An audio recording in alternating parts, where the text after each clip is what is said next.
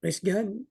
All remarkable situations before Christ's return. Ito po yung makikita po natin sa Matthew 24. At ito pong mga talata rito ay kung iisa-isay natin, binigyan po tayo ng apat na napaka symbolical or firm sign that the Lord is coming again. Number one is the situation of the state of Israel. Number two, situation of the global politics, economy, and religion. Number three, situation of the believer's persecution and deceptions. At panguli po, pang-apat na situation is the situation of the global gospel sharing. Pag sinabi po nating Christ return, meron pong dalawang binanggit po sa Biblia na pagbabalik ng Panginoon. First is before the Great Tribulation or during the tribulation period. Meron po tayong tinatawag na 7 years tribulation period. 3.5 years is tribulation. Then the another 3.5 years is the Great Tribulations. Mamaya malalaman natin yung in-between po doon ay ito po yung luluklok na po yung Antichrist sa tinatawag na third temple na itatayo. At ito nga po yung first point natin. At yun po yung division ng tribulation sa Great Tribulations. So first, biblically speaking, description of the coming of the Lord. Number one is sinabi po yan sa Matthew 24 verse 29 to 31. At 1 Thessalonians chapter 4, 13 to 18. The Lord descend from heaven with a shout, with the voice of an archangel, and with the trumpet of God to meet the saints in the air. So the first purpose ng pagbabalik ng Panginoon is to meet the saints in the air, yung tinatawag po na Rapture Day. At yung pangalawa naman po na description ng Biblia for the coming of the Lord Jesus Christ is in Revelation 19 verse 11 to 16. The Lord Jesus Christ is riding on the white horse with heavenly armies to wage war against the Antichrist and allies. Ito po yung sa dulo ng Great Tribulation sa katapusan po ng 7 years. Tingnan po natin. Basahin po natin yung description ng pagbabalik ng Panginoon during the tribulation period. In 1 Thessalonians chapter 4, verse 13 to 18. But I do not want you to be ignorant, brethren, concerning those who have fallen asleep, lest you sorrow as others who have no hope. For if we believe that Jesus died and rose again, even so God will bring with him those who are asleep in Jesus. For this we say to you by the word of the Lord, that we who are alive and remain until the coming of the Lord will by no means precede those who are asleep. Verse 16, for the Lord himself will descend from heaven with a shout, with the voice of an archangel, and with the trumpet of God, and the dead in Christ will rise first. Then he who are alive and remain shall be caught up together with them in the clouds to meet the Lord in the air. So ito po yung isa sa description ng pagbabalik ng Panginoon sa ating pong day and age, sa ating pong panahon ngayon. So during tribulation time, actually ngayon may nangyayari na pong mga patikim, bababa po ang Panginoon, hindi po sa lupa, nasa air lang po siya to meet us kasi i-rapture po niya yung mga believers. We will caught up, sabi po ng verse 17, at imimi tayo ng Panginoon. Ito po yung description. Isa pa po dito na binibigyan po ng emphasis sa Matthew 24 verse 29 to 31, immediately yon after the tribulation. Kaya sinasabi po natin, the coming of the Lord during the tribulation, yung first 3.5 years. So makakatayim tayo ng konting tribulation. Ito na nga, nakakaramdam na nga po tayo around the world. Sabi po ng Matthew 24:29, to 31, immediately after the tribulation of those days, the sun will be darkened and the moon will not give its light. The stars will fall from heaven and the powers of the heaven will be shaken. Then the sign of the Son of Man will appear in heaven. And then all the tribes of the earth will mourn and they will see the Son of Man coming on the clouds of heaven with power and glory. And he will send his angels with a great sound of a trumpet, and they will gather together his elect from the four winds, from one of heaven to other. So binigyan dito ng description. Yung kanyang pagbabalik during our time now is during the tribulation to gather all his elect. So nagkakaroon po ng unity, unison description ng 1 Thessalonians chapter 4 verse 13 to 18 at ang Matthew 24, 29 to 31. Bakit niya tayo i-rapture? Kasi hindi tayo kasama sa Great Tribulation. Sa verse 29 po ng Matthew 24, mamaya isa-isay natin yan, doon pa lang po nabanggit ang Great Tribulation. Pero sa verse 9 po ng Matthew 24, nabanggit po dyan, then they will deliver you up to tribulation and kill you, and you will be hated by all nations for my name's sake. So makakaranas po ng tribulation tayo po mga Christians, lalo na po doon sa mga lugar na ngayon po may nangyayari na sa Pakistan, sa Afghanistan. Talagang grabe po yung persecution na ginagawa sa kanila, iba pinapatay. Ito na po yun. At in 3.5 years bago pumasok po sa Great Tribulation, mararapture na po tayo. Yan pong description ng Matthew 24, 29 to 31 at ng 1 Thessalonians chapter 4, 13 to 18. So ito po yung description. Now, ano naman ang description sa second description ng pagbabalik ng Panginoon? So unang pagbabalik niya sa alapaap lang hindi sa bababa, sa lupa. Ito na po ngayon. Sa Jude chapter 1 verse 14, now Enoch, the seventh from Adam. Nung panahon pa ni Enoch, na-prophesy na po ito. Behold, the Lord comes with 10,000 of saints. Ayun. Yung unang punta po niya, ni-rapture niya ang saints. Ngayon, yung pagbabalik niya, ito na po, kasama na po tayo. During Great Tribulation na po ito. Na-rapture tayo during the tribulation sa first 3.5 years. Bago pumasok po yung Great Tribulation sa second 3.5 years, ito na po. So hindi tayo makakaranas ng Great Tribulation, tayo po mga pinili ng Panginoon. And after that Great Tribulation, yung dulo po ng 7 years, after na lumuklok po yung Antichrist, sasabihin niya siya yung God, ito na. Ito na yung sinasabi ng Jude chapter 1 verse 14 at ng Revelation chapter 19 verse 11 to 10. Ano pong sinasabi dyan?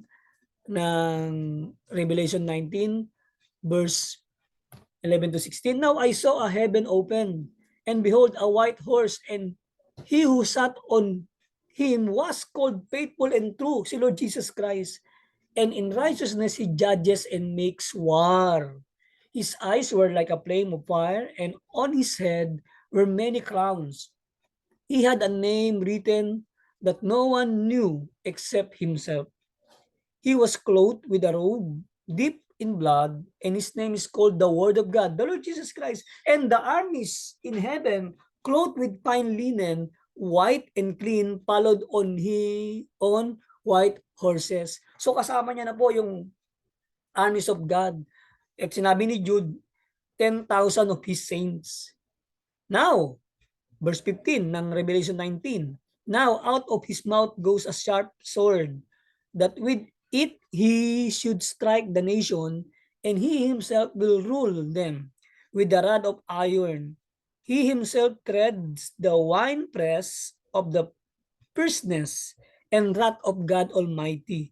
And he has on his robe and on his thigh a name written, King of Kings and Lord of Lords. So makikita po natin yung pagbabalik ng Panginoong Hesus, first is to rapture the saints. Mga believers, tayo po yun. Then, babalik po siya up at the end of Great Tribulation to make war with the Antichrist and all his allies. At sabi ng Bible, magagapi sila ng Panginoon with all of us saints waging war against the devil himself. Tuloy po natin. Ito po. For remarkable situation before Christ's return, sabi ng Matthew 24. First, napakahalaga nito, situation of the state of Israel. Hindi natin alam ang exact hour. Hindi gaya yan ng flight sa eroplano na estimated time of arrival o ETA o ETD. Wala po. Hindi natin malalaman yung mababasa mo na ito yung exact na dating na parang bagyo, nalalaman yung exact na dating. Hindi po. May pagkikinanlang lang po tayo na ito na, malapit na. Pero sabihin mo yung exact day, exact time, hindi po pwede. At ang isa pong remarkable sign or situation before Christ's return is the situation of the state of Israel. Anong ibig sabihin? Ito po. Ayan. Rebuilding of the third temple and the exposition of the Antichrist. Gaano kahalaga yung temple na ito sa pagbabalik ng Panginoon? This temple was first constructed during the time of King Solomon. Dahil nga noong time na yun, sa tolda-tolda lang po sila Moses at ang mga Israelita, ngayon, binalak po ni David na magtayo ng templo para sa Panginoon. Ang sabi ni Lord, hindi ikaw ang magtatayo, kundi ang anak mo. Dahil maraming napatay si David. Kaya nangyari po, si Solomon po nagtayo. At natayo nga po yun. Talaga yung glory ng Lord na nahandun. Andun ang presensya ng Diyos. Ngayon, nung sila po ay nag-disobeyed, nag-rebel sila sa Panginoon, sinira po ito ng Babylonian Empire. Sinira talaga. At naitayo na lang ulit ito nung panahon ng Persian Empire dahil pinayagan silang bumalik. Si Nehemiah, si Zorobabel, ginawa po nila ito. At ito po yung templo na inabot ng Panginoong Hesus for the second time itinayo. Pero nung panahon po ng Panginoon Kristo, sabi niya, you will see that stone, you will not see the stone na nakatayo sa ibabaw ng bato. Lahat yun nasira. Sinira po ng Roman Empire. And until now, wala pa po, hindi na itatayo. Kaya for the third time sa ating generation, hinihintay natin at nababalita na ngayon po, kompleto na ang lahat. Yung pulang baka o guya, yung mga gamit na ipon na, lahat po. Pinag-aaralan na po kung paano itayo. Ang kailangan na lang, ang hinihintay na lang natin ay yung tinatawag na groundbreaking at itatayo na. And this is one of remarkable sign sa pagbabalik ng Panginoon. Rebuilding of the third temple. Bakit po? Anong proof? Ito po. Sabi dito. Then Jesus went out sa Matthew 24 verse 1 to 4 at 15 to 25. Then Jesus went out and departed from the temple, and his disciples came up to show him the buildings of the temple. And Jesus said to them, do you see all these things? Assuredly I say to you, no one stone shall be left here upon another, than shall now be thrown down. Ito po yung panahon ni General Titus. Sinira po nila yan, yung Roman Empire ng panahon ni General Titus. Verse 3, now, as he sat on the Mount Olives, the disciple came to him privately saying, tell us, when will these things be? Dalawang tanong. What will be the sign of your coming? O, ano yung sign? Hindi sinabi yung pecha, kundi ano yung sign ng coming and the end of the age. Pag-usapan natin. Andito tayo ngayon, hinahanap natin, tinitingnan natin yung sign of the coming of the Lord. Not the date, but the sign. And Jesus answered and said to them, take heed that no one deceives you, for many will come in my name saying, I am the Christ, and will deceive many. Verse 15. Mamaya, balikan po natin yung mga ibang verses. Kasi ang puntos lang muna natin ngayon is the situation of the state of Israel, rebuilding of the third temple, and the exposition of the Antichrist. Verse 15, anong sabi dito? Therefore, when you see the abomination of desolation, yun na, spoken by Daniel the prophet, standing in the holy place, whoever reads, let him understand. Then let those who are in Judea flee to the mountains. Let him who in the housetop not go down to take anything out of his house. And let him who is filled not go back to get his clothes. So binigyan niya siya ng kasagutan. Therefore, when you see the abomination of desolation, ano po yun? Sa Tagalog ay kalapastangan ng walang pangalawa. Okay? Sabi, tuloy natin, and let him who in the field not go back to get his clothes, verse 19. But woe to those who are pregnant and those who are nursing babies in those days, and pray that your plight may not be in the winter or the Sabbath, for then there will be a great tribulation, and such as not been since the beginning of the world until this time. So kanina pinag-usapan natin, iba po yung tribulation sa Great Tribulation. Yung tribulation po is first 3.5 years. Yung Great Tribulation kapag nagawa na yung templo at dineclare ng Antichrist as si Jesus at siya yung God. Then yung another 3.5 years, ito na po yung galit ng Diyos, wrath. Great Tribulation po yun. Wala na po tayo noon. Na-rapture na po tayo noon. Gaya ng kaninang binasa natin. Ito, tuloy po natin. Tuloy po natin ha. Sa 1 Thessalonians, ito, 2 Thessalonians po pala. 2 Thessalonians chapter 2, verse 1 to 12. Ito po. Ano po yung connection nito sa binasa natin kanina na abomination of desolation na sinasabi ni Daniel? Babasahin din natin mga members na yon. Ito pong abomination of desolation, ito po ay piniliwanag ng 2 Thessalonians chapter 2. Ano po yon? 2 Thessalonians chapter 2, verse 1 to 12, the great apostasy. Now, brethren, concerning the coming of the Lord Jesus Christ and our gathering together to Him, we ask you not to be soon shaken in mind or trouble. Huwag mabagabag. Either by spirit or by word or by letter as from us, as though the day of Christ had come. Huwag maniniwala pag may nagkukwento kasi meron dapat may mangyari muna. Ano yung pangyayari na yun? Ito na po. Verse 3. Let no one deceive you by any means, for that day will not come unless the falling away first, and the man of sin is revealed, the son of perdition, who oppose and exalt himself above all that is called God or that is worshipped, so that he sits on as God in the temple of God, showing himself that he is God. Yun na nga po yun. One big remarkable sign is pag natayo na po yung templo. Ngayon po, meron po mga pistriti na nangyayari. Hindi natin alam kung sino nasa likod na ito. At meron pong rabbi ang Jewish rabbi na sinasabi niyang sekretuhan lang, nakausap niya na po yung Messianic Jew nila. Kumikilos na ngayon sa kapayapaan at bibilib talaga mga Hudyo sa kanya. Dahil imagine nyo, lahat ng Arab magiging kabati nila. Kaya very remarkable po na maitayo yung third temple kasi yung third temple, doon ilalagay yung Ark of the Covenant na doon yung presence ni God. At pag natayo na po yun, yung templo, lalagay yun doon, si Antichrist, papatanggal na yun at siya yung luluklok sa templo at dideclare niya, He is God. At ito yung sinasabi ng kanina, Matthew 24, at dito po ngayon niliwanag yung abomination of desolation na sinasabi ni Daniel, niliwanag ng 2 Thessalonians. Na ito po, si Antichrist, i-exalt niya ang sarili niya, mas daig pa niya yung gustong gawin ni Satanas kasi gusto niya, maging gaya lang ng Diyos, si Satanas. Samantalang ito siya mismo, diniglir niya, Diyos siya. Okay?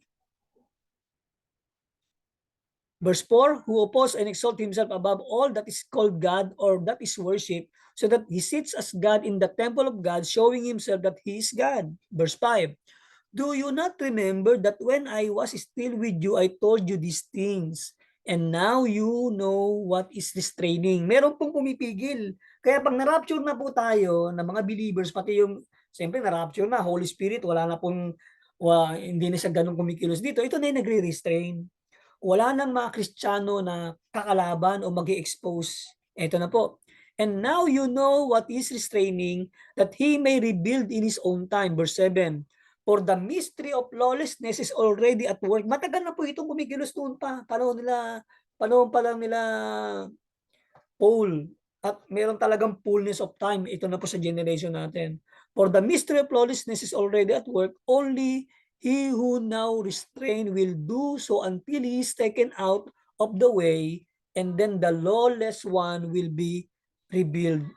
Bakit maraming na dideceive? Ito po, whom the Lord will consume with the breath of His mouth and destroy with the brightness of His coming. Ito po yung ano, di ba, na-rapture na po tayo. Then babalik si Lord with the saints, with tayo po, para tunawin ang Antichrist. Bakit maraming madideceive si Antichrist? Verse 9. The coming of the lawless one is according to the working of Satan with all power, sign, and lying wonders. Daming mga mapapagaling. Daming mga malilinlang. Verse 10. And with all unrighteousness, deception among those who perish because they did not receive the love of the truth, which is in the Lord Jesus Christ only, that they might be saved. And for this reason, God will send them strong delusion that they should believe the lie, that they all may be condemned who did not believe the truth, but had pleasure in righteousness, in unrighteousness. Kaya kita nyo po, grabe po ang pagkilos ng deception, kamalian sa mundo ngayon. So dito lang muna po tayo, ulitin natin. Yung pagbabalik ng Panginoon, 2 phases po yan. 2 phases. First phase is during the tribulation, para i-rapture po yung mga believers. Sabi ng 1 Thessalonians chapter 4 kanina, binasa natin, at si Lord din mismo in-explain niya.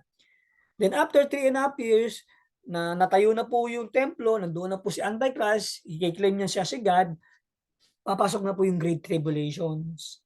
Then after Great Tribulation, matindi po yun mga signal number 12, number 15, matinding mga earthquake, matinding mga pagbuhos ng lupa, matinding mga ipo-ipo, yun na po yung Great Tribulation. Wala na po tayo noon. At after noon, babalik po ang Lord uli, nasa kabayong puti, kasama tayo, at we will make war against the Antichrist. At lahat ng mga naiwan dito na inibig ang kasalanan kaysa sa Panginoon.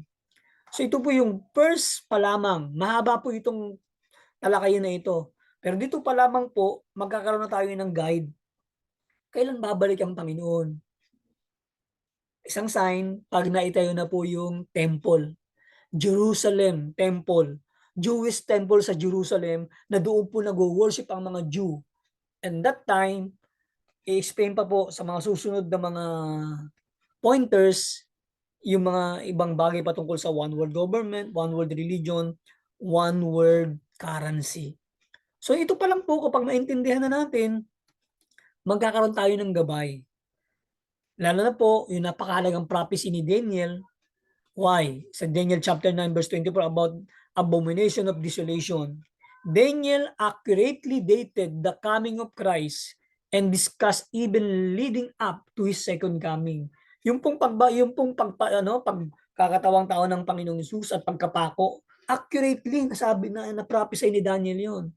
In Daniel chapter 9, 24 to 27 is a detailed and complex prophecy that accurately dated the first coming of the Lord Jesus Christ as an infant and discusses the establishing of the new covenant and implication of events that will occur leading up to the time of Christ's second coming. And the second coming of the Lord Jesus Christ has 2 phases. First, the rapture of the saints, sa alapaap lang, hindi siya bababa sa lupa. Then secondly, yung bababa na mismo sa lupa kasi didigmain po ang Antichrist. Kasama tayo ng mga ni-rapture na gagapi sa grupo ng Antichrist. So dito palang muna po tayo sa part na ito. At ito po yung Daniel chapter 9, 24 to 27 na in-explain ni David, ni Daniel, yung pong accurate time ng pagparito ng Panginoon at nung kanyang yung pong future event. Kung may time pa po itong basahin ko, Daniel chapter 9, 24 to 27. Verse 24, 70 weeks are determined for your people and for your holy city to finish the transgression, to make an end of sins, to make reconciliation of iniquity, to bring in everlasting righteousness, to seal up vision and prophecy, and to anoint the most holy. Know therefore and understand that from the going forth of the command to restore and build Jerusalem, ito po yung tinayuli yung city of Jerusalem kasi sinira po ng mga Babylonian. Until the Messiah Prince there shall be 7 weeks and 62 weeks.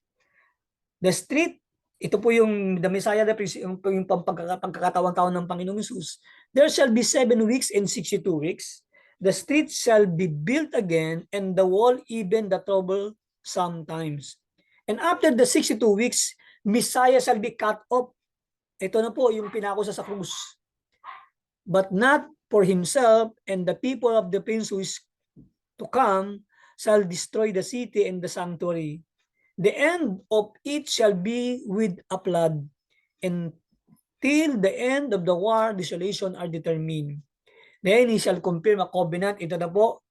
Then he shall confirm with the covenant. Ang tinutukoy po dito, itong itong Daniel 9:27, ito na po yung lumuklok po yung Antichrist sa temple, sa third temple, at makikipag-covenant sa maraming tao. Ito na po yun. Na one world government, one world religion, one world currency. But in the middle of the week, yung 3.5 years, he shall bring an end to sacrifice and offering, and to the wing of abomination shall be one who makes desolate. Kasi dineclare niya God siya. At yun na po, pag dineclare ni Antichrist siya yung God, at hindi yung God of heaven ni Abraham, Isaac, and Jacob, doon na po papasok ang Great Tribulations. Matindi po, sabi nga ng Panginoon, hindi pa naranasan sa buong buhay ng tao yung mangyayari sa mundo after na i-proclaim niya ng Antichrist sa ang God, even until the consummation which is determined is poured out on the desolate. So hopefully, nasundan niyo po yung ating tinalakay about the one of the great sign ng pagbabalik ng Panginoon. So, next video, ito po yung tatalakayin natin, yung pong panaginip ni Nebuchadnezzar patungkol po sa situation of global politics, economy, religion, about one world government, one world economy, one world currency, and one world religion. So hopefully, naintindihan po natin yung pagtatalakay natin kanina that the coming of the Lord Jesus Christ has 2 phases. First is the rapture of the church during the tribulation. Then, nung na-rapture na po tayo, minute tayo ni Lord Jesus Christ sa alapaap, idideklara ni Antichrist sa yung God. Again, then, after the 3.5 years, papasok na po yung another 3.5 years na great tribulations, matinding kapigatian sa mundo. Wala na po tayo dito, Kristiyano, wala na po, na-rapture na po tayo. Then, sa dulo ng great tribulation, babalik ang Panginoong Hesus, kasama na po tayo to make war against the Antichrist. Exciting po, exciting. Kaya hold on our faith, to the Lord Jesus Christ alone. Purihin po ang Panginoon sa kanyang kabutihan. Purihin po ang Diyos.